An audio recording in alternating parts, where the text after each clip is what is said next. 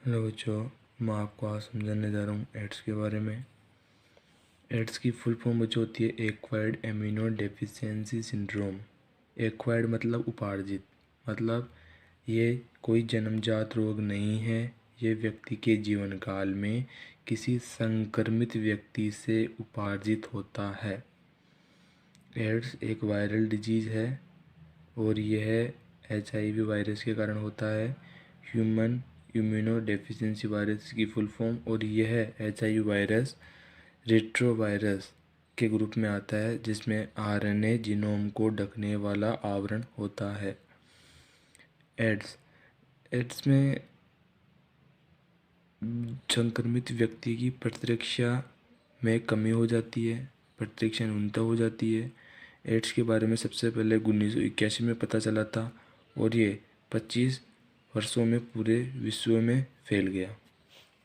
अब इसकी संक्रमण की प्रक्रिया के बारे में हम बात करें तो HIV का शरीर में प्रवेश होना। सर्वप्रथम किसी भी संक्रमित व्यक्ति से HIV वायरस हमारे शरीर में प्रवेश करता है। उसके बाद सबसे पहले ये मैक्रोफेज, जो एक बक्सकाणु कोशिका होती है, में प्रवेश करता है। मैक्रोफेज HIV फैक्ट्री की तरह कार्य करती है। गुणन के बाद यह टी हेल्पर सेल में प्रवेश करता है। अभी जैसे ही HIV virus T helper cell में प्रवेश हुआ, यह संक्रमित टी हेल्पर कोशिका बन गई। इस संक्रमित टी हेल्पर कोशिका को टी किलर सेल या नेचुरल किलर सेल द्वारा ये नियमित रूप से नष्ट होती रहती है। इसके परिणाम स्वरूप संक्रमित टी हेल्पर सेल्स की संख्या उत्तरोत्तर कमी हो जाती है, जिसके कारण शरीर की प्रतिरक्षा में कमी होती है। और शरीर की प्रतिरक्षा में उत्पन्न इसी कमी को हम एड्स बोल देते हैं कि अब आपके एड्स उत्पन्न हो गया। और बाद में टी हेल्पर कोशिका की संख्या में कमी के कारण, प्रतिरक्षा में कमी के कारण शरीर विभिन्न सूक्ष्म जीवों से रोगग्रस्त हो जाता है, जैसे कि माइकोबैक्टीरियम, टैक्सोप्लाज्मा, वायरस एंड फंजाई से उत्पन्न होने वाले संक्रमण रोग।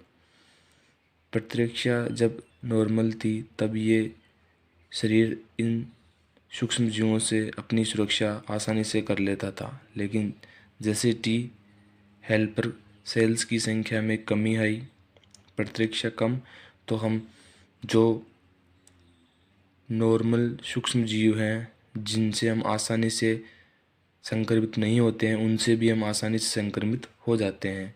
मतलब हमारी बॉडी की इम्यूनिटी पावर बहुत कम हो जाती है। हम बात करें कि HIV का संक्रमण कैसे होता है।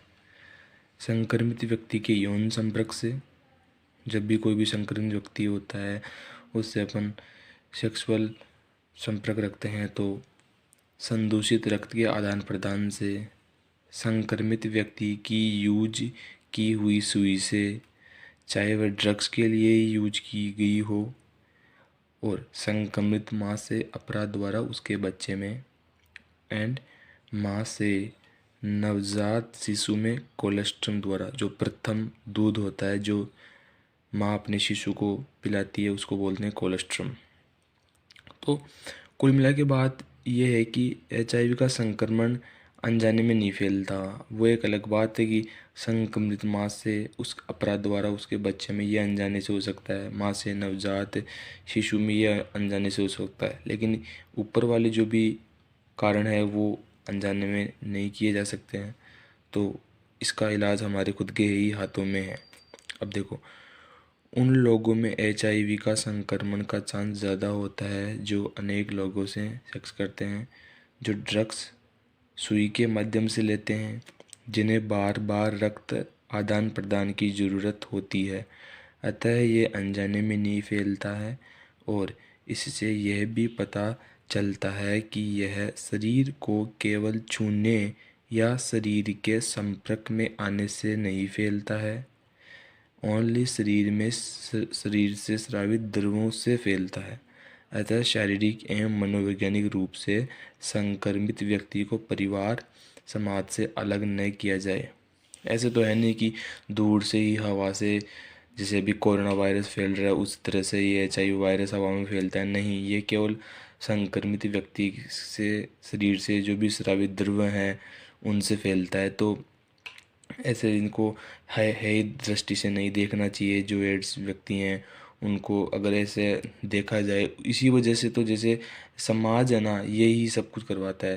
जैसे मान लो कोई एड्स संक्रमित व्यक्ति है तो उसको समाज ऐसे बोले कोई बात नहीं उसको, तो वो आराम से अपना लाइफ जी सकता है। और अगर हम समाज इस तरह का नहीं होगा तो वो क्या होगा कि वो छुपाएगा कि मेरे में तो कुछ भी नहीं है। कोई बाहर तो इसे जो संक्रमित व्यक्ति के लक्षण है वो तो 10 ईयर बाद आते हैं लगभग, तो वो और किसी को भी संक्रमित कर सकता है। तो समाज, उसके आसपास के लोग जो भी हैं वो सब मिलकर उसको प्रोत्साहन दे ताकि इस संक्रमण को रोका जाए। इसका नैदानिक परीक्षण की बात करें तो एलाइजा होता है, एंजाइम लिंक्ड इम्यूनोजार्बेट एसे।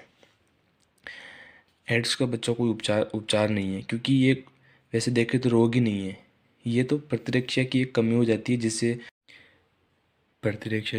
जाती है जिससे हमारा शरीर माइकोबैक्टीरियम, टोक्सोप्लाज्मा, वायरस एवं फंजाई इनसे संक्रमित हो जाता है आसानी से। हम बात करें एड्स की रोकथाम के बारे में तो इसको ठीक नहीं किया जा सकता है, अतः इसकी रोकथाम ही सबसे उत्तम उपाय है। यह सचेतन व्यवहार पैटर्न के कारण फैलता है, न कि न्यूमोनिया या टाइफाइड की तरह अनजाने में। अतः अज्ञानता के कारण मत मरो, क्योंकि इसका इलाज हमारे ही हाथ में है या आपके हाथ में है। जो भी हमारे देश में NACO, national AIDS control organisation and non governmental organisation लोगों को एड्स के बारे में शिक्षित करने के लिए काम कर रहे हैं। इसी तरह का प्रयास WHO ने भी किया है।